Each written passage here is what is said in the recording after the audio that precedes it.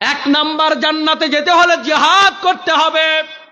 মানুষ কি মনে করছে জিহাদ করা ছাড়া জান্নাতে চলে যাবে? তার মানে জিহাদ করা ছাড়া জান্নাতে যাওয়া অসম্ভব, অসম্ভব, অসম্ভব। ও মুসলমান ভাইয়েরা, এই দেশের মানুষ জিহাদ সম্পর্কে জানেই না। হুজুররা ওয়াজও করতে চায় না, হুজুররাও ডরে ওয়াজ করে না। এই ওয়াজ করে আবার চাকরিটা হারানো লাগে নাকি? মাহফিলের বক্তাও এরকম কঠিন সাবজেক্টে ওয়াজ করে না। এবার ওয়াজ করলে আগামীতে আর দাওয়াত দিব না, আবার ওয়াজে আইসাও তো বাধা দেয়। এরকম কোরআন বিরোধীও তো এখনো আছে।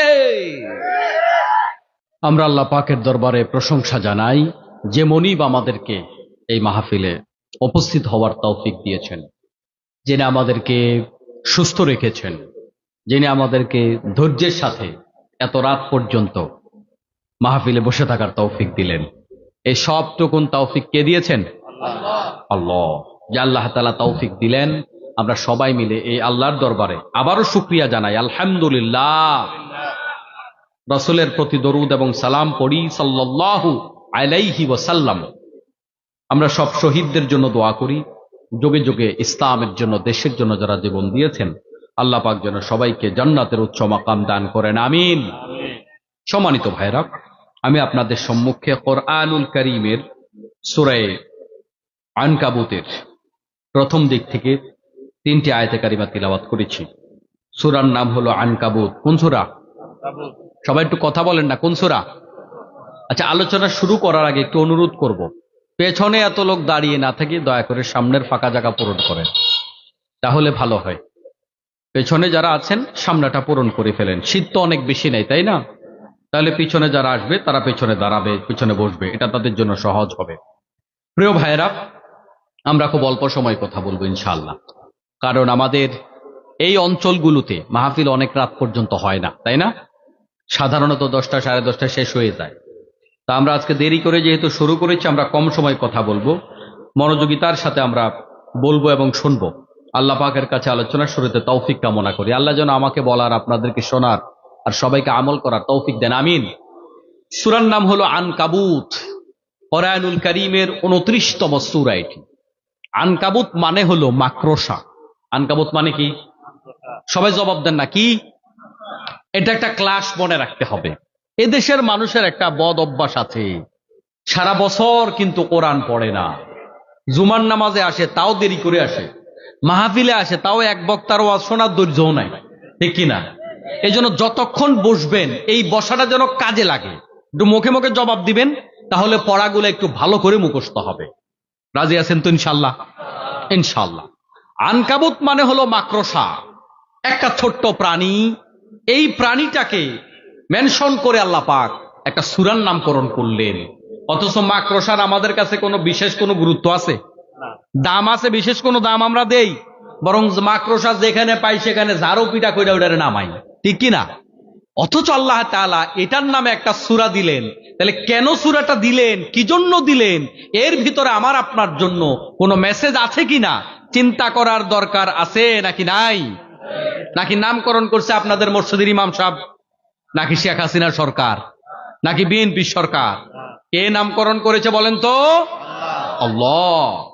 আল্লাহ রাব্বুল আলামিন সূরা আনকাবুতের একটি গুরুত্বপূর্ণ আয়াতের একটি শব্দকে সামনে রেখে এই সূরার নামকরণ করলেন। আল্লাহ তাআলা বলছেন, মাসালুল লাযীনা ইত্তাখাযু মিন দুনিল্লাহি আউলিয়া কামাসালিল আনকাবুত। ওই সমস্ত লোকেরা যারা আল্লাহ ছাড়া অন্যদের উপর ভরসা করে। আমাদের ভরসা করা উচিত কেবলমাত্র আল্লাহর উপর। কার উপর? আপনি কোথায় ক্ষুধার্ত আছেন, ক্ষুধার যন্ত্রণা মিটিয়ে দেবেন আল্লাহ, এই ভরসা আল্লাহর উপর থাকা দরকার। কোথাও ভয়ে আছেন, ভয় দূর করে দেবে কে? ভরসা থাকার উচিত কেবলমাত্র আল্লাহর উপর। আপনি যেখানেই থাকেন, অভাবে থাকেন, অনটনে থাকেন, ভালো থাকেন, মন্দ থাকেন, সব সময় ভরসা কার উপর? কিন্তু কিছু মানুষ জমিনে যোগে যোগে ছিল, আছে এবং ভবিষ্যতেও থাকবে, যারা জমিনের মধ্যে ত্রাস সৃষ্টি করে বেড়ায়, জমিনের মধ্যে অপকর্ম করে, জমিনের মধ্যে অন্যায় করে, ভরসা হইল নেতা আমাদের সাথে আছে। এজন্য মানুষ মারতেও চিন্তা করে না, মানুষ মারলেও অসুবিধা নাই, জামিন হইয়া যাবে, আমার নেতা সামনে ক্ষমতায় আইতেছে। মুসলমান ভাইরা, মানুষের উপর অত্যাচার করে, জুলুম করে যারা, এমনি এমনি কেউ জুলুম করে না, এমনি এমনি কেউ অত্যাচার করে না, এমনি এমনি কেউ চাঁদাবাজি করে না, এমনি এমনি কেউ চুরি করে না। প্রত্যেকটা অপরাধের পিছনে তাকে ব্যাকআপ দেওয়ার মতো একটা ব্যবস্থা আছে। বড় বড় ঘুষখোর যারা ওপেন ঘুষ খায়, এমন সরকারি চাকরিজীবীও বাংলাদেশে আছে। এখন তার এই ঘুষ খাওয়া যদি প্রকাশ হয়ে যায়, তার চাকরি চলে যাওয়ার সম্ভাবনা আছে, কিন্তু আসলে না, কারণ সে জানে প্রকাশ হইলেও এর চাইতে বড় মামু আমার হাতে আছে, এর চাইতে বড় লোক আমার হাতে আছে। এজন্য সে ঘুষ খাইতে চিন্তা করে না, সে দর্শন করতে চিন্তা করে না, আমি দর্শন করলে কিচ্ছু হবে না, আদালত আমার কিচ্ছু করতে পারবে না, আদালতের উপরেও আমার খবরদারি করার ক্ষমতা আছে। মানুষের যখন পকেটের টাকা হয়ে যায়, পয়সা হয়ে যায়, মানুষ তখন দেখবেন মানুষকে আর দাম দিতে চায় না, আসেনি? টাকা পয়সা পকেটে বেশি হইলে কাউকে ধমক দিতে চিন্তা করে না, কাউকে একটা থাপ্পড় দিতে চিন্তা করে না, একটা মিথ্যা মামলা দিতে চিন্তা করে না, মানুষকে কষ্ট দিতে চিন্তা করে না, কারণ টাকা আছে যেহেতু আমি এটা মোকাবেলা করতে পারবো, ঠিক কিনা? তাহলে বোঝা গেল মানুষ টাকার উপর ভরসা করে, মামুর উপরে ভরসা করে, নেতার উপরে ভরসা করে, বিভিন্ন জিনিসের উপর ভরসা করে করে তারপরে অন্যায় করে। এমনি এমনি অন্যায় করে না, অন্যায়ের পিছনে এটাকে ট্যাকেল দেওয়ার মতো একটা পাওয়ার আছে নাকি নাই?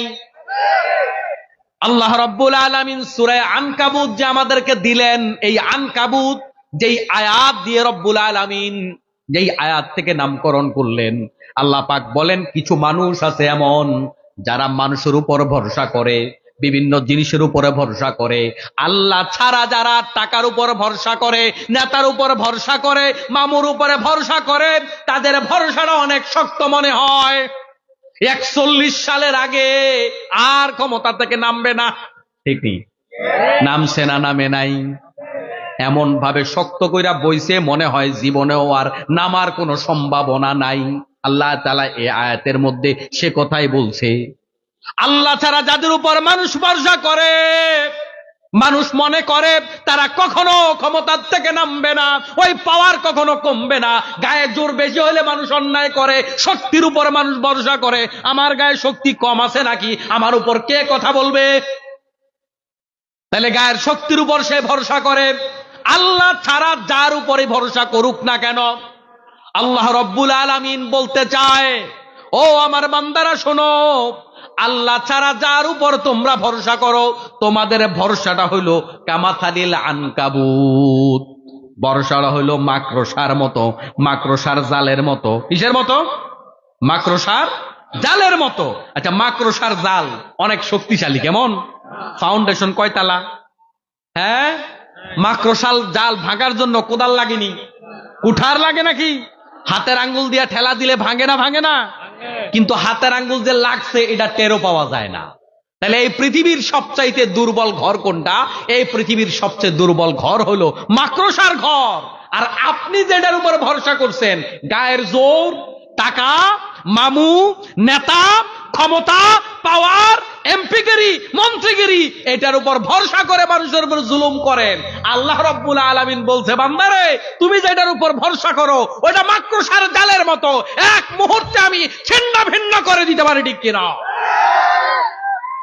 গত বছরের সেই 36শে জুলাই দুপুর 12টার সময় এখনো এদিকে গুলি হয়, সেদিকে গুলি হয়, এখনো মনে হয় যে ক্ষমতাটা কত পাকাপুক্ত, কিন্তু আধা ঘন্টা পরে সব ডিসমিস হয়ে মামু বাড়ি পালায়া গেছে, ঠিক না? তাহলে বন্ধুগণ, আল্লাহ রাব্বুল আলামিন যে যুগে যুগে পতন ঘটায়, কেমনে পতন ঘটায়? পতন ঘটানোর আল্লাহর একটা সুন্নাত আছে। খেয়াল করুন, নমরুদকে আল্লাহ রাব্বুল আলামিন পতন ঘটাইছে, দুনিয়ার থেকে বিদায় করেছে। ওই বিদায় যে করেছে আল্লাহ তাআলা নমরুদকে কি দিয়া বিদায় করছে? হাতি দিয়া, তিমি দিয়া, বড় বড় সামুদ্রিক বড় বড় প্রাণী আছে যেগুলা অনেক টন কি টন ওজন, এরকম কোন প্রাণী দিয়ে আল্লাহ তাআলা নমরুদকে ধ্বংস করছে? কি দিয়া? কি দিয়া? মশাটা কেমন মশা? আল্লাহ রাব্বুল আলামিন এই নমরুদকে ইতিহাস বানাবেন কিয়ামত পর্যন্ত। যারা নমরুদ হতে চাইবে, যারা টাকার পাওয়ার দেখাবে, ক্ষমতার পাওয়ার দেখাবে, আল্লাহ রাব্বুল আলামিন তাদের জন্য নমরুদকে উদাহরণ বানায় রাখবেন। আল্লাহ বুঝাতে চায়, ও নমরুদের নতুন উত্তরসূরি তোমরা যারা আছো, আমি আল্লাহ রাব্বুল আলামিন নমরুদরে কেমনে হটাইছি তোমরা দেখো। আমি চাইলে তারে বড় কোন শক্তি দিয়া হটাইতে পারতাম, আমি রব্বুল আলামিন তারে বেইজ্জতি কইরা একটা ল্যাংড়া মশা দিয়া হত্যা করেছি। ঠিক কি না?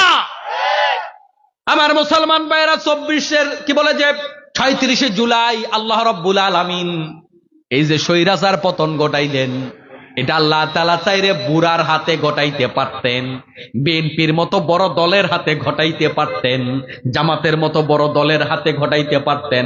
আল্লাহ কয় না, তাইলে বেজ্জতিটা ভালোভাবে হবে না। 16 বছর আলেম ওলামার উপর জুলুম করেছে, মাহফিল করতে বাধা দিছে, অত্যাচার করেছে, মসজিদে হামলা করেছে, মাদ্রাসায় হামলা করেছে। এখন তাদের পতনটা বুড়াদের হাতে হবে না, পতন হবে হাফ প্যান্ট পরা পোলাপাইনের হাতে। আল্লাহ সেটাই ঘটাইছে। ঠিক কিনা? মাতালুল্লাযীনা ইত্তাখাযু মিন দুনিল্লাহি আউলিয়া কামাতালিল আনকাবুত। এই সূরা আনকাবুত আমাদেরকে শিক্ষা দেয়, আমার আপনার যত পাওয়ার আছে, যত ক্ষমতা আছে, এই ক্ষমতা কোনো ক্ষমতা না। ওই ক্ষমতা ছিনায় নিতে আল্লাহর 1 সেকেন্ডের সময়ও লাগে না। এখনো বিভিন্ন জায়গায় কেউ কেউ ক্ষমতার প্রয়োগ করার চেষ্টা করে নাকি করে না? এই সূরা আনকাবুত থেকে শিক্ষা গ্রহণ করেন, আপনার ক্ষমতা ছিনায় নিতে আল্লাহ পাকের কোনো সময় লাগবে না। ঠিক কি না? এজন্য আনকাবুত আমাদেরকে শিখায় বিনয় হয়ে যেতে হবে, ভাষা সংযত করতে হবে, মানুষের সাথে দুর্ব্যবহার করা যাবে না, মানুষের উপর জুলুম করা যাবে না, মানুষের সম্পদ লুণ্ঠন করা যাবে না, সরকারি সম্পদ লুণ্ঠন করা যাবে না, মানুষকে আঘাত দেয়া যাবে না, মানুষের পেছনে সামনে বিভিন্ন জায়গা থেকে মানুষকে কষ্ট দেয়া যাবে না। কারণ আপনি কষ্ট দিবেন, আল্লাহ রব্বুল আলামিন আপনার ক্ষমতা ছিনায় নিবে। ওই কষ্ট যে দিলেন, এটার জন্য মাপ চাওয়ার সময়ও আপনি পাবেন না। ঠিক কিনা? আল্লাহ রব্বুল আলামিন বলছেন, আলিফ লাম মিম আহাসিবান নাসু আন ইউতরাকু আন ইয়াকুলু আমান্না ওয়া হুম লা ইফতানুন। আলিফ লাম মিম। দুনিয়ার কেউ এটার অর্থ জানে না, অর্থ জানে কেবল আল্লাহ। কে অর্থ জানে? ও আমার ভাইয়েরা, প্রশ্ন আসতে পারে যারা কোরআন সম্পর্কে অনেক ভালো জানেন না, যে এটার অর্থ আল্লাহ ছাড়া কেউ জানে না, ওইটা আল্লাহ তাআলা আমাদেরকে কেন দিলেন? আল্লাহ কেন দিছেন?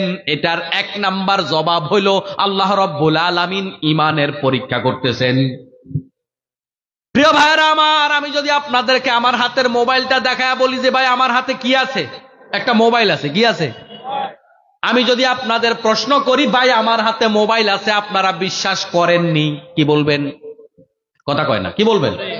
তা আপনি বিশ্বাস করি কইলেও কি আর না কইলেও কি, আমার হাতে মোবাইল আছে, এটা তো দেখাই যায়। তাহলে যেটা দেখা যায় ওইটা বিশ্বাস করার কিছু নাই। ঠিক কি না? আমি যদি আপনাদেরকে বলি ভাই 5 5 মিলা 10 হয়, আপনারা বিশ্বাস করেননি, কি বলবেন? করি। আপনি বিশ্বাস না করলে আমার কি হয়েছে? বিশ্বাস না করলেও 10, বিশ্বাস করলেও 10। ঠিক নি? তাহলে যেটা দেখা যায়, যেটার প্রমাণ আছে, যেটা যৌক্তিক, ওই যৌক্তিক ব্যাপারে বিশ্বাস করা লাগে না, যৌক্তিক ব্যাপারে ঈমান আনা লাগে না। ঈমান মানে বিশ্বাস। গোটা কোরআনুল কারীমের ভেতরে সায়েন্স সংক্রান্ত যে আয়াতগুলো আছে, ওই আয়াতগুলো আপনাকে বলে দেয় যে আপনি জায়গায় থাকেন, ওই আয়াতগুলো আপনাকে বলে দেয় আল্লাহর কোরআনুল কারীমে একটা সামান্য অসামঞ্জস্যতাও নাই। ঠিক কি না? ডিস্টার্ব করতেছো কেন? একটা সামান্য অসামঞ্জস্যতাও নাই কোরআনুল কারীমের ভেতরে। কোরআনে যে ইতিহাস আছে, ইতিহাস আপনাকে আঙ্গুল দিয়ে বলে দেবে, দেখায় দেবে কোরআনুল কারীমের ভেতরে একটা জায়জা মেলাও নাই। কিন্তু আপনি যখন দেখবেন গাণিতিক বিষয়গুলো 100% পরীক্ষিত প্রমাণিত, ইতিহাস 100% পরীক্ষিত প্রমাণিত, বিজ্ঞানের যা যা কথা আছে 100% পরীক্ষিত প্রমাণিত, গাণিতিক যে সমস্ত সংখ্যার কারিশমা গোটা কোরআনুল কারীমের ভেতরে আল্লাহ রাব্বুল আলামিন ছড়িয়ে দিয়েছেন, ছিটিয়ে দিয়েছেন, এগুলো 100% প্রমাণিত এবং সত্য। তাহলে এখন জ্ঞানী লোকেরা কোরআনুল কারীমের উপর ঈমান আনবে, এটার জন্য কোনো ধরনের তো পরীক্ষা নিরীক্ষা হইল না, কারণ এটা পরীক্ষিত সত্য। কিন্তু আলিফ লাম মিম এটার অর্থ আমি জানি না, যেটা জানেন না ওইটাকে মানার নাম হইল ঈমান।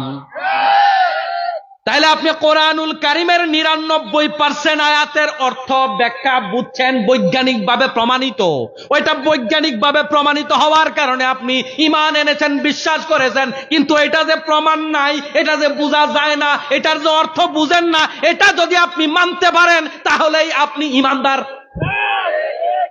তবে কথা আছে প্রিয় মুসলমান ভাইয়েরা, কোরআনুল কারীম এমন এক আশ্চর্যজনক কিতাব, যেটা বোঝা যায় ওই শব্দটা যেমনি ভাবে আমাদেরকে হেদায়েতের রাস্তা দেখায়, যেটা বোঝা যায় না ওই শব্দটাও আমাদেরকে হেদায়েতের রাস্তা দেখায়। সুবহানাল্লাহ। এখন প্রশ্ন হইল, ভাই কেমনে দেখায়? এটা তো বুঝাই যায় না, আলোচনাটা লম্বা হয়ে যাবে।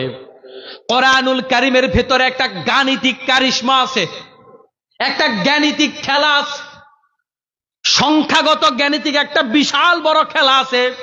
যেমন ধরুন, আলিফ কতবার ব্যবহৃত হয়েছে, বা কতবার ব্যবহৃত হয়েছে, বি কোন শব্দ কতবার ব্যবহৃত হয়েছে, সালাত কতবার ব্যবহৃত হয়েছে, আমর কতবার ব্যবহৃত হয়েছে, রহমান কতবার ব্যবহৃত হয়েছে, কোন সূরা ছোট কোনটা বড়, কোন আয়াত বড় কোনটা ছোট, কোন জায়গার নাম কতবার ব্যবহৃত হয়েছে, কোন ফলের নাম কতবার ব্যবহৃত হয়েছে, এই যে ব্যাপারগুলো, এই ব্যাপারগুলো বৈজ্ঞানিকভাবে প্রমাণিত, একটা আরেকটার দ্বারা অনেক সময় নিঃশ্বাসে বিভাজ্য হয়, এরকম একটা গাণিতিক খেলা কোরআনুল কারীমের ভিতরে আছে।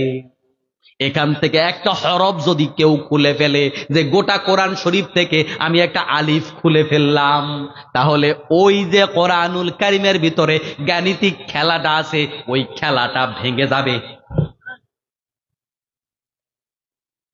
যারা শিক্ষক আছেন তারা বুঝবেন, শিক্ষকদের যে একটা ক্লাস রুটিন আছে। এখন আপনি যদি বলেন, প্রিন্সিপাল মহোদয়, ক্লাস রুটিন থেকে আমার বাংলা ক্লাসটা একটু পরিবর্তন করে দেন, প্রিন্সিপাল চাইলেও এই বাংলা ক্লাসটাকে পরিবর্তন করতে গিয়া একটা সাবজেক্ট কেবল পরিবর্তন করলে চলবে না, একটা সাবজেক্ট পরিবর্তন করতে অন্তত 10-20টা সাবজেক্ট লাড়া পড়ে যাবে। বিভিন্ন রকমের খেলা আছে, যেমন গুটির খেলা, বিভিন্ন গুটির খেলা, একটা গুটি লাললে মিলাইতে গেলে 10টা গুটি লাড়ানো লাগে। আর কেমনে বুঝাইতাম? ঠিক কোরআনুল কারীমের ভেতরে রব্বুল আলামিন সংখ্যাগত একটা খেলা দিয়েছে, এটা এমন ভাবে সেট করা, এখান থেকে আলিফ বাদ দিলে ওই খেলা ঠিক থাকবে না, একটা হরফ বাদ দিলে, একটা শব্দ বাদ দিলে গাণিতিক সংখ্যার মিল আর থাকবে না। এজন্য কোরআনুল কারীম কিয়ামত পর্যন্ত কেউ বদলাইতে পারবে না, কারণ এটা সংযোজন বিয়োজন করলে ওই গাণিতিক যে চমৎকার একটা বিন্যাস আল্লাহ রাব্বুল আলামিন দিয়েছেন, ওইটা আর থাকবে না। আবার জবাব হলো, আল্লাহ তাআলা এই অর্থহীন জিনিসগুলো কেন আমাদেরকে দিয়েছেন? ডক্টর মরিস বুকাইলির একটা উদাহরণ। তিনি বড় বিশ্ববিখ্যাত পণ্ডিত ছিলেন, বিভিন্ন ভাষার বিভিন্ন ধর্মের কিতাবগুলো তিনি অধ্যয়ন করেছেন, করে করে সেই ধর্মগ্রন্থগুলার ভেতরে ভুল খুঁজে বের করেছেন। একটা সময় তার মনে হলো ইসলাম ধর্মে নাকি সারা, তাদের কোরআনে নাকি কোনো ভুল নাই, আমি তাওরাতে ভুল ধরেছি, ইনজিলে ভুল ধরেছি, জবরে ভুল ধরেছি, এবার একটু কোরআন শরীফে ভুল ধরে দেখি। এজন্য আরবি ভাষা শিখলেন, আরবি ব্যাকরণ শিখলেন, সাহিত্যের জ্ঞান অর্জন করলেন, কোরআনুল কারীম পড়া শুরু করলেন। সূরা ফাতিহাকে যদি কোরআনের ভূমিকা ধরি, তাইলে প্রথম আলোচনা শুরু আলিফ লাম মিম, কোরআন শুরু করলাম। শুরু করেই ডক্টর মরিস বুকাইলি দেখতেছে আমার মতো বোকা জমিনে আর কেউ নাই, গোটা দুনিয়া আমারে পণ্ডিত বলে, কিন্তু প্রথম শব্দের কাছেই আমি মূর্খ। এই প্রথম শব্দের কাছে সে মূর্খ হয়ে সে বুঝতে পেরেছে আমার এই অহংকারের জ্ঞান, এটা বড় তুচ্ছ। কোরআনুল কারীম এর চাইতে বড় জ্ঞানের উৎস। কারণ অর্থ বুঝি না, আবার এটা কাইটা দিলে সংখ্যার মিল থাকে না। আলিফ লাম মিম বাদ দিলে কোরআনুল কারীমের ভিতরে যে সংখ্যার গাঁথুনির খেলা আল্লাহ রাব্বুল আলামিন দিয়েছে, ওই খেলাটা আর ঠিক থাকে না। আবার অর্থও আমি বুঝি না, তাহলে যে আমি বিশ্ববিখ্যাত জ্ঞানী নিজেকে দাবি করি, মানুষ যে জ্ঞানী বলে, আমি কোরআনুল কারীমের কাছে সবচাইতে বড় মূর্খ, কারণ প্রথম শব্দের ভেতরেই আমি ফেল। ডক্টর মরিস বুকাইলি প্রথম শব্দে ফেল করে কালিমা পড়ে মুসলমান হলেন। তাহলে যেই শব্দের অর্থটা বোঝা যায় না, ওই শব্দ ডক্টর মরিস বুকাইলিকে আল্লাহর ঈমান আনার ক্ষেত্রে সহযোগিতা করলো। এর দ্বারা বোঝা যায় কোরআনুল কারীম এমন এক আশ্চর্যজনক কিতাব, যেটা বোঝা যায় এটা যেমন মানুষকে হেদায়েত দেয়, যেটা বোঝা যায় না সেটাও মানুষকে হেদায়েত দেয়। সুবহানাল্লাহ। যেটা বোঝা যায় এটা পড়লেও সওয়াব হয়, যেটা বোঝা যায় না এটা পড়লেও সওয়াব হয়। আলিফ লাম মিম, খুব ভয়ঙ্কর কথা আল্লাহ পাক শুরু করছেন। এরপরে ঘুম আসছে নাকি আপনাদের? 10-20 মিনিট কথা শুনবেন তো নাকি? আচ্ছা। আহাসিবান নাসু আন ইউতরাকু আন ইয়াকুলু আমান্না, মানুষ কি মনে করে নিয়েছে ঈমান এনেছি এটা বললেই তাদেরকে ছেড়ে দেয়া হবে? ও মুসলমান ভাইয়েরা, হৃদয়ের কান দিয়ে কথাগুলা শুনুন। চামড়ার কান দিয়ে কোরআন শুনলে কিন্তু কোরআনুল কারীম বোঝা যায় না। কোরআন বোঝার জন্য হৃদয়ের কান লাগে। হৃদয়ের কান ছাড়া কোরআন এ কারণে বোঝা যায় না, কারণ কোরআনুল কারীম এমন একটা জামে মায়না কিতাব। এই কিতাবটার ভেতরে এক পৃষ্ঠা পড়ার মধ্যে এক পৃষ্ঠা পড়া নয়, এক লাইন পড়ার মধ্যে এক লাইন পড়া নয়, এক শব্দ পড়ার মধ্যে এক শব্দ পড়া নয়। আমরা যখন কথা বলি আমরা এক শব্দ দিয়ে এক শব্দই বুঝাই। আমরা যখন কথা বলি আমরা এক বাক্য দিয়ে এক বাক্যই বুঝাই। আপনি কি খাবার খেয়েছেন? আপনি বললেন হ্যাঁ অথবা না। আপনার হ্যাঁ অথবা না এক শব্দ দিয়ে এক শব্দই বোঝা গেছে, এর বেশি বোঝা যায় নাই। কিন্তু আল্লাহর কোরআনুল কারীম এমন এক আশ্চর্যজনক কিতাব, এটার এক শব্দের ভিতরে এক শব্দ নয়, বরং এটার এক একটা শব্দের ভিতরে জ্ঞান বিজ্ঞানের মহাসমুদ্র লুকায়িত আছে। আল্লাহু আকবার। তাহলে আপনি বিড়ি খাইতে খাইতে আলোচনা শুনবেন, পান খাইতে খাইতে আলোচনা শুনবেন, বাদাম খাইতে খাইতে হাঁটতে হাঁটতে কোরআন শুনবেন, আপনি কোরআন কখনো বুঝবেন না। আল্লাহ বলছে, বান্দারে তোমরা কি মনে করো ঈমান এনেছি এটা বললেই তোমাদেরকে ছেড়ে দেব? আল্লাহ প্রশ্ন করতেছে। এই বিষয়টা বোঝার জন্য আমরা একটু দুনিয়াবি বিষয়গুলো খেয়াল করি। আল্লাহ পাক এমন ভাবে কথা বলে, মানুষ যেমনি ভাবে একে অপরের সাথে কথা বলে, যেভাবে বললে মানুষ বুঝবে আল্লাহ পাক কথা সেভাবেই বলে। সুবহানাল্লাহ। আমরা যখন কারোর সাথে লেনদেন কাজ কারবার একটু খারাপ করি, দীর্ঘদিন টাকা দিমু দিমু কইয়া ঘুরাইতাছি, ঘুরাইতে ঘুরাইতে সামনে পাইলে কালকে দিমু, পরশু দিমু, আগামী সপ্তাহে, আগামী মাস, বলতে বলতে মাস গেল, বছর গেল, 2-1 বছর পার হলো। এর মধ্যে একদিন বাজারে আপনারে আটকাইছে, লক্ষ্মীয়ারা বাজারে আটকাইয়া 4-5 জন মিলে ধরে বলতেছে টাকা না দিয়া এক কদমও যাইতে পারবা না। তুমি কি মনে করছো আজও টাকা না দিয়া চলে যাইবা? দেখা হওয়া মাত্র পাওনাদার আপনাকে প্রশ্ন করলো, তুমি কি মনে করছো আজকেও টাকা না দিয়া চলে যাইবা?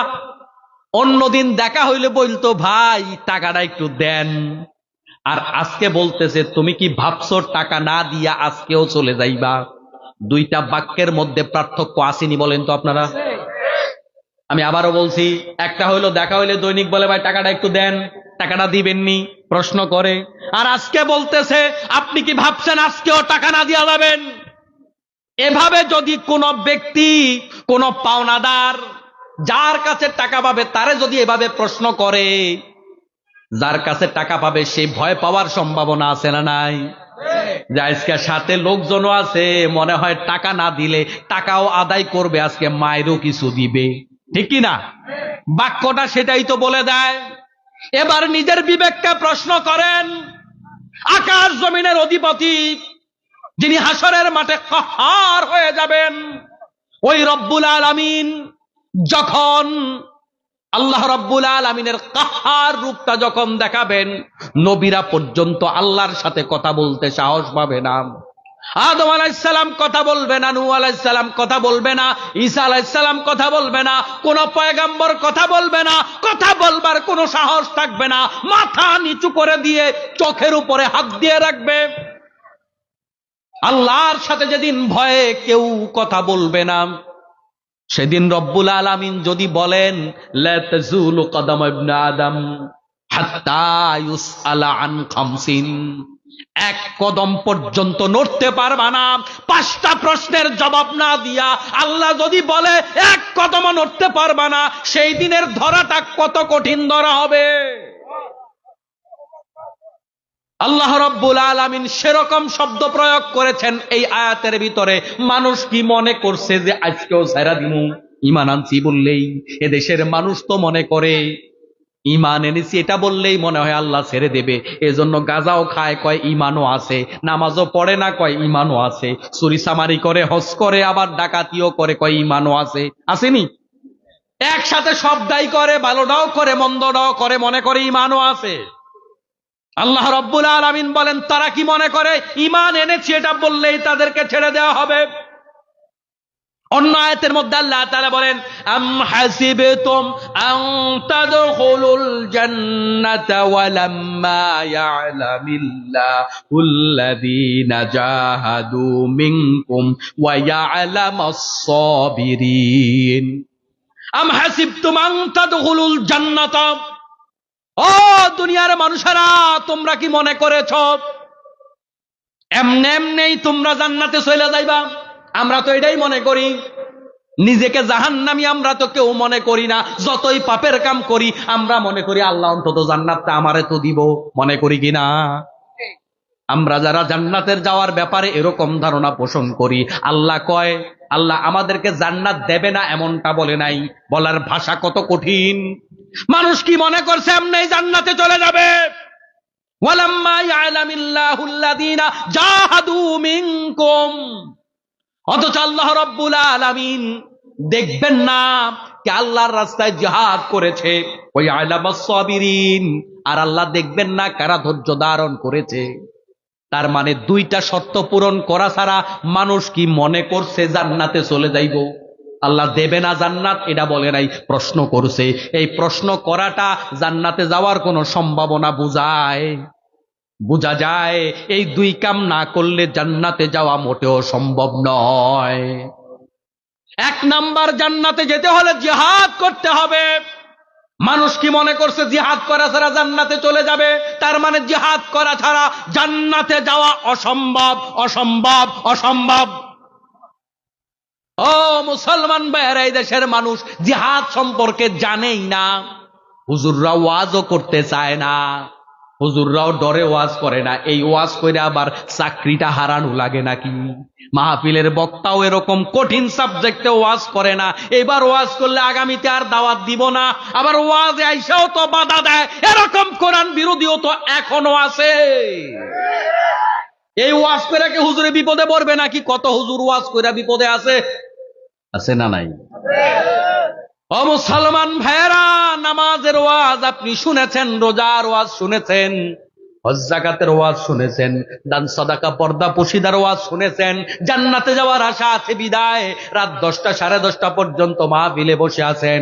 আমার মুসলমান ভাইয়েরা, আমরা সবাই তো নামাজ পড়ি, হয়তো 5 ওয়াক্ত পড়ি না। রোজা তো রাখি, হয়তো 30টা রাখি না। হজ তো কেউ করি, হয়তো যখন ফরজ হয় তখন করি না, বুড়া কালে করি। যাকাত তো দেই, সাদাকা তো দেই, হয়তো বেশি দেই না, হক আদায় করে দেই না, কম দেই। কিন্তু আমরা ইবাদত কম হোক বেশ হোক সবাই করি। পর্দা পশিদা অল্প হইলেও করি কিনা? তাহলে জান্নাতে যাওয়ার আশা আছে, আমরা নেক আমলও করছি। আল্লাহ রাব্বুল আলামিন গোটা কোরআনুল কারিমে নামাজের কথা অনেকবার বলেছেন, এটা সত্য, কিন্তু এত শক্তভাবে বলে নাই। মানুষ কি মনে করে নামাজ না পড়া জান্নাতে চলে যাবে? এরকম শক্তভাবে আল্লাহ বলে নাই। কিন্তু আল্লাহ প্রশ্ন করতেছে, মানুষ কি মনে করে জিহাদ না করে জান্নাতে চলে যাবে? উত্তর কিন্তু আল্লাহ দেয় নাই, শুধু প্রশ্ন করে রেখেছেন, উত্তর নাই এখানে। এর দ্বারা বোঝা যায় কখনো কখনো জিহাদ না করে জান্নাতে যাওয়া যাবে না। প্রিয় মুসলমান ভাইয়েরা, আজ থেকে অন্তত গত 20, 25, 30 বছর ধরে বাংলাদেশে এই জনগণের সামনে জিহাদকে জঙ্গিবাদ হিসাবে আমাদের মিডিয়াগুলা উপস্থাপন করতেছে। এদেশের মানুষ জিহাদ যে একটা ফরজ ইবাদত এদেশের মানুষ জানে না, এটা করার দরকারও মনে করে না, হুজুর ওয়াজ করার দরকার মনে করে না, মুসলমানরা আমল করার দরকার মনে করে না। কথা কি ভুল বলছি? নিজের বিবেককে আজকের মাহফিলে প্রশ্ন করেন, নিজেরা কখনো জিহাদ না করলে জান্নাতে যাওয়া যাবে না, জিহাদ একটা ইবাদত, এটা মনেই তো আমরা করি নাই। আমি কি ভুল বলছি? অথচ আপনারা এটা নিশ্চিত ভাই নামাজ ছেড়ে দিতেও ভয় লাগে। আরে নামাজ না পড়লে তো জান্নাতে যাওয়া যাবে না, এটা ভিতরে কাজ করে আমাদের। রোজা না রাখলেও ভিতরে অন্তত কাজ করে যে রোজা না রাখলে তো জাহান্নামে যাওয়া লাগবে। হজ না করলে, যাকাত না দিলে, বেপরদা থাকলে, গান শুনলে, নাটক দেখলে, সিনেমা দেখলে, হারাম কাজ করলে, এগুলা করলে জাহান্নামে যাওয়া লাগবে, এটা আমাদের ভিতরে আছে। যারা ইসলাম মানে তারাও ফলো করে, যারা ইসলাম মানে না তারাও অন্তত মনে মনে চিন্তা করে এই গুনার কাজ করলে তো জাহান্নামে যাওয়া লাগবে। ঠিক কিনা? চিন্তা আমাদের ভিতরে আসে না? বেনামাজি লোকও জানে যে নামাজ না পড়া পাপের কাজ। ঠিক কিনা বলেন? কিন্তু আমাদের সমাজে 100 জনের ভিতরে আপনি প্রশ্ন করেন, আজকের মাহফিলে নিজের বিবেককে প্রশ্ন করেন, আমরা কয়জন মনে করি জিহাদ না করলে জান্নাতে যাওয়া যাবে না, জিহাদ না করা গুনার কাজ, এটা কেউ মনে করে না। অথচ আল্লাহ বলছে বান্দারে জিহাদ না করে জান্নাতে যাইবা মনে করছো? ওয়ালাম্মা ইয়ালামিল্লাহুল্লাযীনা জাহাদু মিনকুম ওয়া ইয়ালামাস সাবিরিন। আমি কি দেখব না তোমরা কে জিহাদ করছো? আমি কি দেখব না কে তোমরা ধৈর্যশালী ছিলা? ধৈর্য না দেখে, জিহাদ না দেখে আমি আল্লাহ কাউকে জান্নাত দেব না। ও মুসলমান ভাইরা, বড় গুরুত্বপূর্ণ একটা বিষয়। আল্লাহ রাব্বুল আলামিন আমাদের উপর জিহাদ ফরজ করলেন, কিন্তু আমাদেরকে বোঝানো হয়েছে জিহাদ মানে জঙ্গিবাদ, জিহাদ মানে সন্ত্রাসবাদ, জিহাদ মানে হামলা, মামলা, অত্যাচার। আজকের মাহফিল থেকে জিহাদের ব্যাখ্যা শুনে যান, জিহাদের সংজ্ঞা শুনে যান।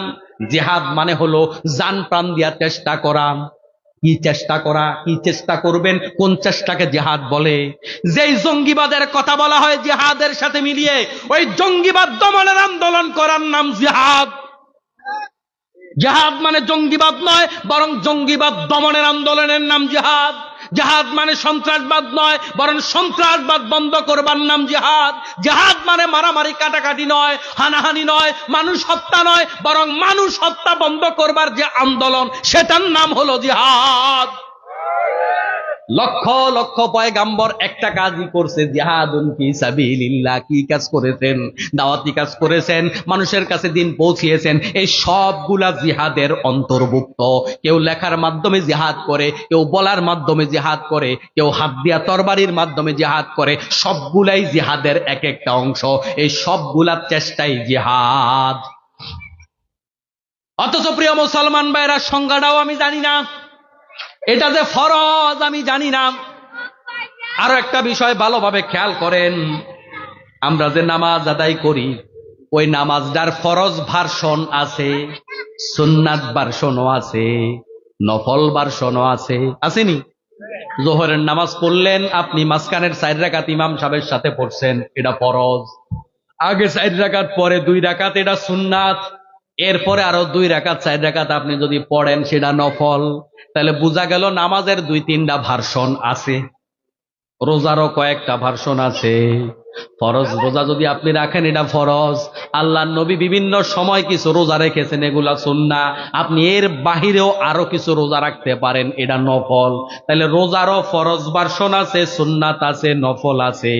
হজ করবেন, যাকাত দিবেন, হজ একবার ফরজ, ওই ফরজেরও নফল ভার্সন আছে। কিন্তু বন্ধুগণ, আপনি দান সদাকা করবেন, এটারও ফরজ ভার্সন আছে, যাকাত যদি ফরজ হয়। ওই সদাকার আবার নফল ভার্সন আছে। যাকাত দিছেন, এখন মাহফিলে টাকা দিছেন, মসজিদে টাকা দিছেন, ভিক্ষুককে টাকা দিছেন, ওইটার নফল ভার্সনও আছে না নাই? কিন্তু জিহাদ এমন একটা ইবাদত, এটার কোনো নফল ভার্সন নাই। এটার ভার্সন একটাই আছে, সেটা হলো ফরজ। অমুসলমান যে ইবাদত না করলে মানুষ জান্নাতে যাবে না, ওই ইবাদতটাই মানুষের চোখের আড়াল করে রাখা হয়েছে। মানুষ জানেই না ইবাদত করবে কেমনে। আজকে নতুন বাংলাদেশ গড়ার স্বপ্ন আমরা দেখছি, নতুন বাংলাদেশ গড়ার প্রত্যয় আমরা ব্যক্ত করি, নতুন বাংলাদেশের স্লোগান আমরা দেই। এই মুহূর্তে এই নতুন বাংলাদেশ মানে এখানে কোনো অন্যায় থাকবে না, অপরাধ থাকবে না, চাঁদাবাজি থাকবে না, রাহাজানি থাকবে না, খুন থাকবে না, ধর্ষণ থাকবে না, অপরাধ থাকবে না, জুলুম থাকবে না। এই যে অপরাধ থাকবে না, সমাজকে অপরাধ মুক্ত করবার জন্য আপনি যদি চেষ্টা করে থাকেন, এটাই হলো জিহাদ। কথা কি বুঝে আসছে? তাইলে আনুষ্ঠানিক কিছু ইবাদত আছে যেটা অজু কইরা করা লাগে, ওইটাই কেবল ইবাদত না। সুদের ব্যবসা সমাজের মধ্যে রমরমা চলে, আপনি সুদের বিরুদ্ধে ওয়াজ করবেন, আন্দোলন করবেন, চেষ্টা করবেন। মাদকের কারবার চলে, ফেনী জেলা বর্ডারের কাছাকাছি, পাশেই ইন্ডিয়ার বর্ডার, ওখান থেকে আমাদের বাংলাদেশে ভালো ভালো জিনিস পাঠায়, ঠিক না? ওইগুলার কাজ কারবার চলে, সামাজিক আন্দোলন করে তোলেন যে অন্তত আমাদের গ্রামে মাদকের ব্যবসা চলবে না, মাদকের কারবার চলবে না। মানুষ মনে করে আরেকজনের বিরুদ্ধে কথা কইয়া শত্রু হইয়া লাভ কি, এরকম মনে করে অনেকে, ঠিক কিনা? কিন্তু মুসলমান ভাইয়েরা, এই মাদকের বিরুদ্ধে আপনি আন্দোলন করবেন, এটা হলো জিহাদ। সমাজের মধ্যে গরিব মানুষের উপরে জুলুম করে অমুক নেতা খেতা, তার বিরুদ্ধে প্রতিবাদ প্রতিরোধ গড়ে তোলেন, এটাই হলো জিহাদ। একজন লোক বাড়ি করতে দেয় না, কয় 50,000 টাকা দেয়, নাইলে বাড়ি করতে দিব না। গরিব মানুষ বাড়ি করবে, তার কাছে গিয়া চাঁদাবাজি।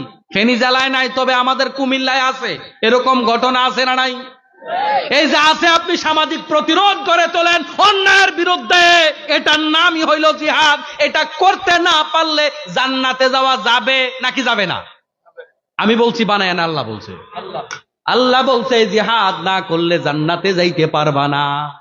ও মুসলমান ভাইয়েরা, যে আয়াত দিয়ে কথা শুরু করেছিলাম, আল্লাহ রাব্বুল আলামিন বলে, বান্দারে ঈমান এনেছি এটা বললেই কি তুমি মনে করেছো তোমাকে ছেড়ে দেওয়া হবে?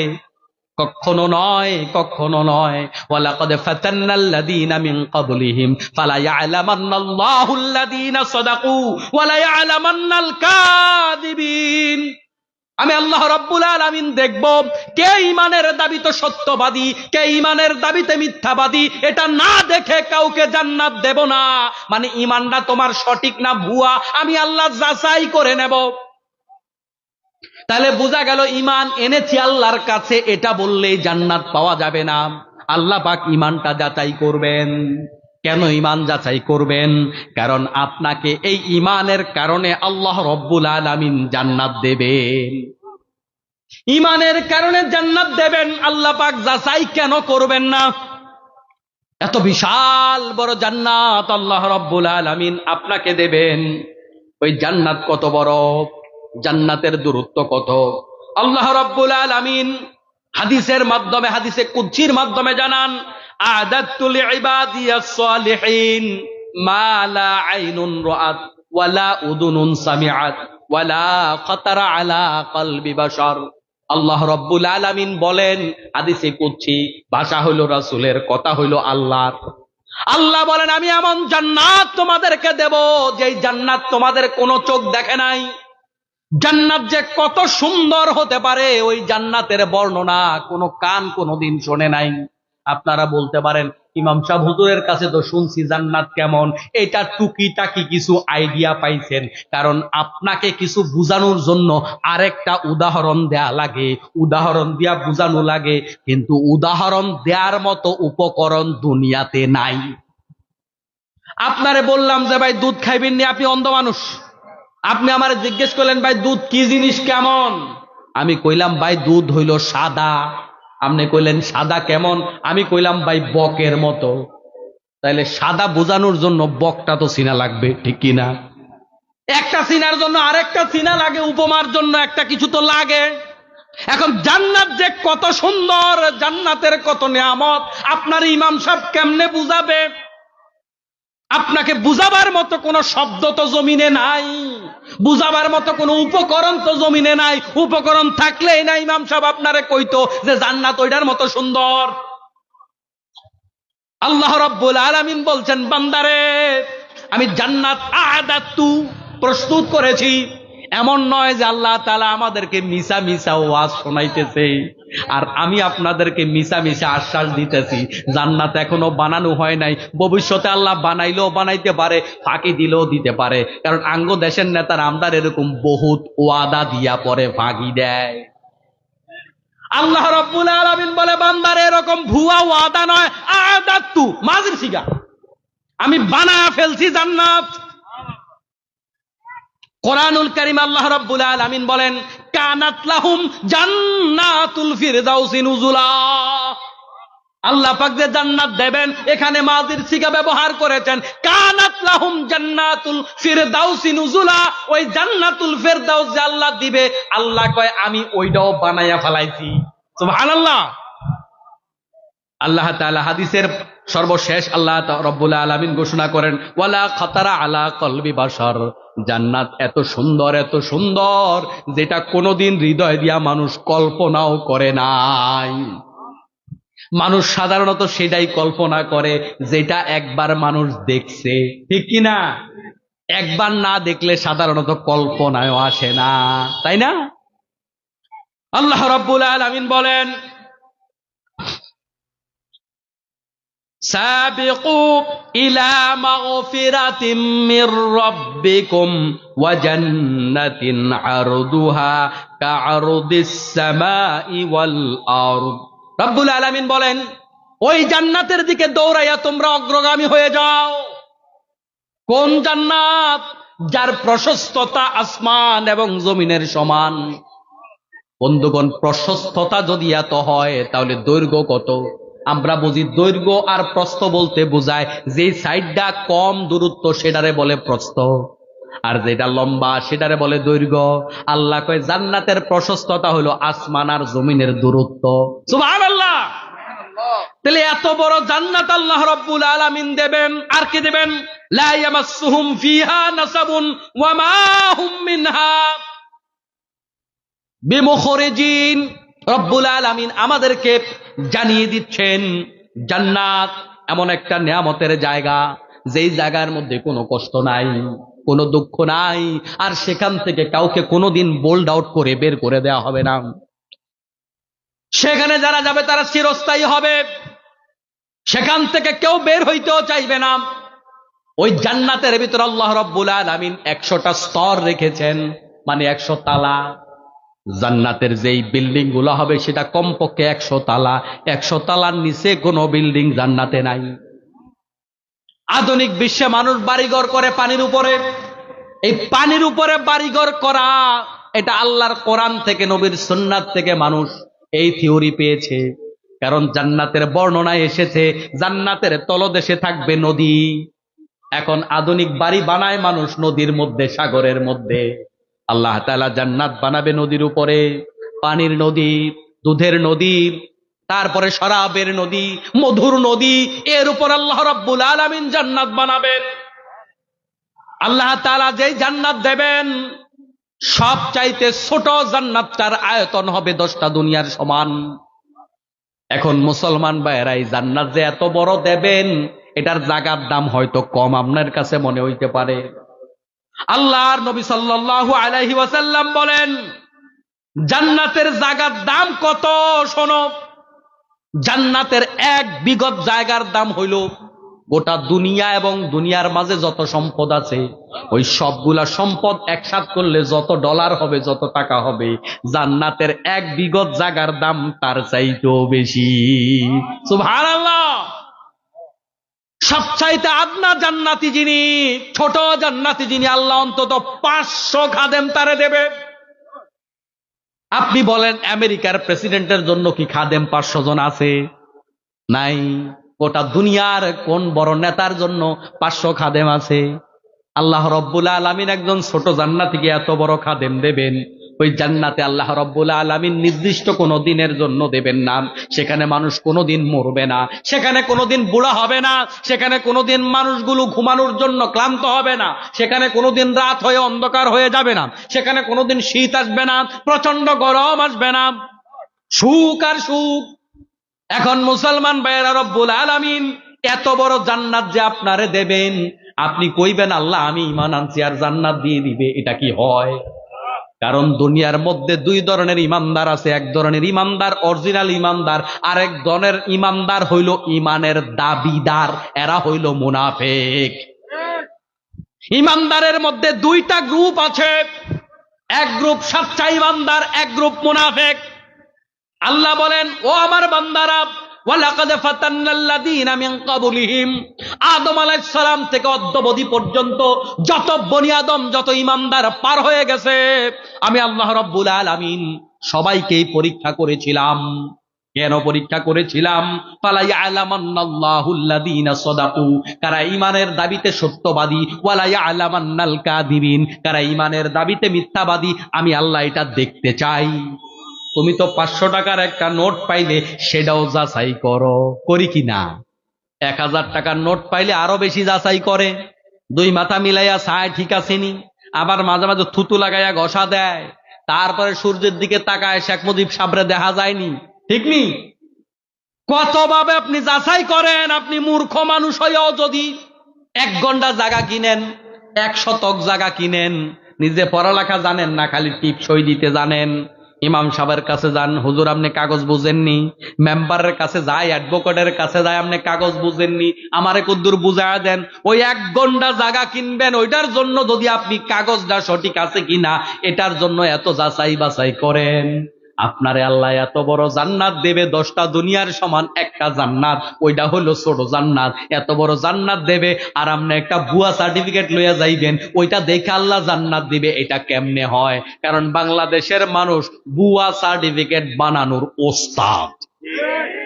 ওই দিন মালয়েশিয়ায় এক খবর, মালয়েশিয়ার থেকে, মালয়েশিয়া আমাদের বিভিন্ন সার্টিফিকেট গুলো এলাও করে না অনেক সময়। প্রশ্ন করা হলো কেন এলাও করে না? কয় আর কোন দেশ থেকে এরকম জাল সার্টিফিকেট নিয়ে আসে না। এমবিবিএস সার্টিফিকেট নিয়ে আসে, এমবিবিএস এর 15 পারে না। তারপর ইঞ্জিনিয়ারের সার্টিফিকেট নিয়ে আস, doctor, engineer, barrister, magistrate certificate কোনটা লাগবে কোন, সব আছে আমগো হাতে। তো যেই বাঙালি এরকম ভুয়া ভুয়া সার্টিফিকেট বানায়, ওই বাঙালি ভুয়া ইমানের সার্টিফিকেট নিয়া আল্লাহর কাছে গিয়া কইব আল্লাহ জান্নাত দেন। আল্লাহ এই জন্য কয়, ওয়ালাম্মা ইয়ালামিল্লাহুল্লাযীনা সাদাকু ফালা ইয়ালামান্নাল্লাহুল্লাযীনা সাদাকু ওয়ালা ইয়ালামান্নাল কাযিবিন। আমি আল্লাহ দেখব কোনটা সঠিক কোনটা বেঠিক। এখন কেমনে দেখবো? আমি আল্লাহ মাইরা কাইটা ধমকাইয়া জেলে ঢুকাইয়া অভাবে রাইখা অসুস্থ বানাইয়া এরপরে দেখবো কোনটা সঠিক ইমানদার। আল্লাহ কেমনে পরীক্ষা করব? আল্লাহ বলেন পরীক্ষা করব ঈমান আছে কিনা। তো কেমনে করব? ওয়ালা নাবলুওয়ান্নাকুম বিশাইইম মিনাল খাউফি ওয়াল জু'i ওয়া নাকসিম মিনাল আমওয়ালি ওয়াল আনফুসি ওয়াস সামারাত ওয়া বাশশিরিস সাবিরিন। আল্লাহ বলেন বান্দারে আমি অবশ্যই অবশ্যই পরীক্ষা করব। অবশ্যই আল্লাহ 2 বার বলেছেন, লামে তাকিদ নুনে সাকিলা। অবশ্যই অবশ্যই পরীক্ষা করব। ওয়ামান আসদাকু মিনাল্লাহি কিলা, আল্লাহর চাইতে সত্যবাদী আর কেউ নাই। আল্লাহ স্বাভাবিকভাবে কথা বললেও এটাও সত্য। আল্লাহ আমগো মতো মাঝে মাঝে মিছা কথা কয় না। আল্লাহ যা বলে সবই সত্য বলে। এরপরে আল্লাহ পাক রব্বুল আলামিন যদি কোনো কথা এভাবে বলে যে অবশ্যই, আবার বলে অবশ্যই, অবশ্যই অবশ্যই পরীক্ষা করব। মিনাল খাউফি, 1 নাম্বার ভয় দেখাইয়া পরীক্ষা করব। চাঁদা দাও না হলে কিন্তু ফালাইয়া দিমু, এটা ভয়, কিন্তু ফালাবে না। ভয় দেখাইয়া আপনাকে পরীক্ষা করবে। ওয়াল জু', তোমার চাকরি ক্যান্সেল করে দেওয়া হবে, খাবারের অভাব লেগে যাবে। ওয়া নাকসিম মিনাল আমওয়াল, সম্পদ কমে যাবে। ওয়াল আনফুসি ওয়াত তামারাত, ঈমান যদি বেশি হয় তাদেরকে মৃত্যুর মুখোমুখি করা হবে, জীবনটা হুমকির মুখে চলে আসবে। এটাকে আমি বলছি না, আল্লাহ বলছে। আল্লাহ বলে বান্দারে আমি এগুলা দিয়া পরীক্ষা করব, তবে শব্দ এগুলা মোটামুটি বাংলাদেশের জন্য না, ফেনীজেলার জন্য না। কেমন? নাকি এই গ্রামের জন্য না? কথা কন না। এই শব্দগুলো আপনাদের জন্য কিনা? তাহলে বোঝা গেল এই ভয়, এই ক্ষুধা, এই অভাব, এই জীবনের হুমকি আমার সামনে যারা বসে আছেন, আমি যে কথা বলছি আমাদের জন্য হতে পারে। এখন কার জন্য কত বড় পরীক্ষা? যার ইমান যত বড় তার পরীক্ষাও তত বড়। এজন্য কারোর পরীক্ষা ফাঁসির রশি গলায় নেওয়া লাগে, আর কারোর পরীক্ষা পেটের ব্যথা, কারোর পরীক্ষা মাথা ব্যথা, কারোর পরীক্ষা সামান্য অভাব, কারোর পরীক্ষা ছেলে মেয়ে অসুস্থ। এক একজনের আল্লাহ এক এক পরীক্ষা দেয়। পরীক্ষা তারটাই বেশি বড় যার ইমানটা বেশি বড়। কোন নবীকে আল্লাহ তাআলা পরীক্ষা ছাড়া জান্নাতের জন্য কবুল করে নাই। সব নবীকে আল্লাহ পরীক্ষা করেছেন। নবীরা কি ঈমান হারা হওয়ার কোনো সম্ভাবনা আছে? নবীদের ঈমান পাকা, তাদের ঈমান কখনো ছুটবে না। ওই নবীদেরকে যদি আল্লাহ পরীক্ষা করতে পারে, আল্লাহ বলেন একজন নবীকেও আমি আল্লাহ বাদ দেই নাই। কারণ আল্লাহ তাআলা যে আয়াত এখানে নাজিল করেছেন, ওয়ালাকাদ ফাতান্নাল্লাযীনা মিন ক্বাবলিহিম, অতীতের সবাইরে পরীক্ষা করছে, ওই সবার মধ্যে নবীরাও আছে। সব নবীকে যদি আল্লাহ পরীক্ষা ছাড়া জান্নাত না দিতে পারেন, তাহলে আমরা যারা খালি নামাজ রোজা হজ যাকাত নেক আমল কিছু করব, জান্নাতে যাবার জন্য বসে আছি, এই আশা সব পূরণ হওয়ার কোনো সম্ভাবনা নাই। জান্নাতে যেতে হলে জিহাদ করতে হবে, জান্নাতে যেতে হলে ঈমানি পরীক্ষা দিতে হবে, জান্নাতে যেতে হলে অন্যায়ের বিরুদ্ধে প্রতিবাদ করতে হবে, তবেই জান্নাতে যাওয়া যাবে, ঠিক কিনা? সূরার নাম হইল আনকাবুত। সূরার নাম কি বললাম? আনকাবুত মানে হলো স্পাইডার, মাকড়সা। আল্লাহ পাক বলছেন, বান্দারা ইমানি পরীক্ষা করব, তোমরা কার উপর ভরসা করছো? ওই ভরসা চূর্ণ বিচূর্ণ হয়ে যাবে। দাম্ভিকতা দেখাইও না, আলেম ওলামার উপর অত্যাচার করিও না, মাহফিল বন্ধ করে দিও না, ইসলামের উপর আঙ্গুল তুলো না। তোমার এই আঙ্গুল পচে যেতে সময় লাগবে না, ঠিক কিনা? আসুন আমরা ইসলামের কাছে আসি। জীবনের সবটুকুন ত্যাগ তিতিক্ষা আমরা ইসলামের জন্য করতে চাই। আমাদের সময়, আমাদের অর্থ, আমাদের জান, আমাদের মাল আল্লাহর জন্য কোরবান দিতে চাই। এগুলাই হচ্ছে জান্নাতে যাওয়ার রাস্তা। শুধু শুধু কিছুমাত্র আনুষ্ঠানিক নেক আমল দিয়ে জান্নাত পাওয়ার কোনো সম্ভাবনা নাই। আসুন, এতক্ষণ পর্যন্ত আমি আপনাদের সম্মুখে যে বিষয়গুলো নিয়ে কথা বলেছি, সবার আগে আল্লাহ তাআলা আমাকে, পাশাপাশি আপনাদের সবাইকে আমল করার তৌফিক দান করুন, আমিন। হাদা মা ইনদি ওয়াল ইলমু ইনদাল্লাহি আলাইহি তাওয়াক্কালতু ওয়া ইলাইহি উনীব। আসসালামু আলাইকুম ওয়া রাহমাতুল্লাহি ওয়া বারাকাতুহু।